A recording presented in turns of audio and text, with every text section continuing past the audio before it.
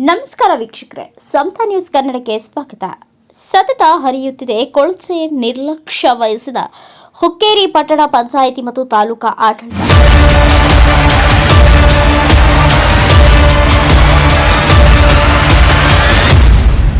ಹೌದು ವೀಕ್ಷಕರೇ, ಒಂದು ಪಟ್ಟಣ ಪಂಚಾಯಿತಿ ಅಂದ ಮೇಲೆ ಜನಸಂಖ್ಯೆ ಆಧಾರದ ಮೇಲೆ ಕೋಟ್ಯಾಂತರ ರೂಪಾಯಿ ಸರ್ಕಾರದಿಂದ ಹಣ ಬಂದಿರುತ್ತದೆ. ಆದರೆ ಅದನ್ನ ಬಳಸುವ ರೀತಿ ಸರಿಯಾಗಿ ಇರಬೇಕು.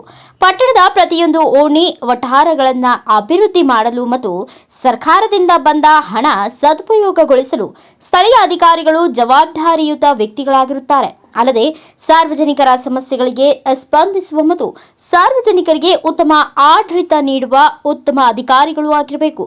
ಸಮತಾ ನ್ಯೂಸ್ ಕನ್ನಡ ಸುದ್ದಿ ವಾಹಿನಿಯಲ್ಲಿ ಇಷ್ಟೊಂದು ಪೀಠಿಕೆ ಏಕೆ ಅನ್ನುತ್ತೀರಾ? ಎಲ್ಲಿದೆ ನೋಡಿ.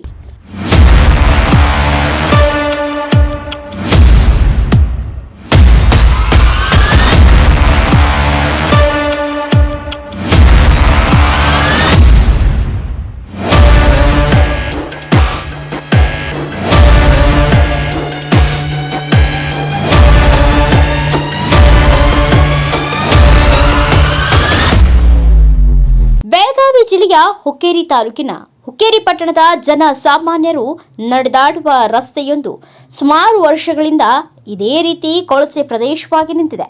ಇಲ್ಲಿ ದಿನನಿತ್ಯ ಸುಮಾರು 100 ಜನ ಕಾಲು ನಡಿಗೆಯಿಂದ ನಡೆದಾಡುತ್ತಾರೆ.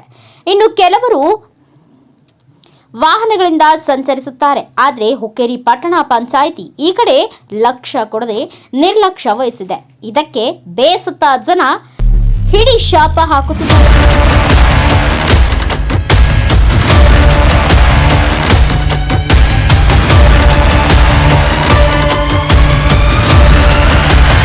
ಮುಂದಿನ ದಿನಗಳಲ್ಲಿ ಹುಕ್ಕೇರಿ ಪಟ್ಟಣ ಪಂಚಾಯಿತಿ ಮತ್ತು ತಾಲೂಕಾ ಪಂಚಾಯತ್ ಆಡಳಿತ ಮಂಡಳದವರು ಜನರ ಈ ಕಷ್ಟಕ್ಕೆ ಸ್ಪಂದಿಸುತ್ತಾರೋ ಅಥವಾ ಇಲ್ಲವೋ ಅನ್ನೋದನ್ನ ಕಾದು ನೋಡಬೇಕಾಗಿದೆ.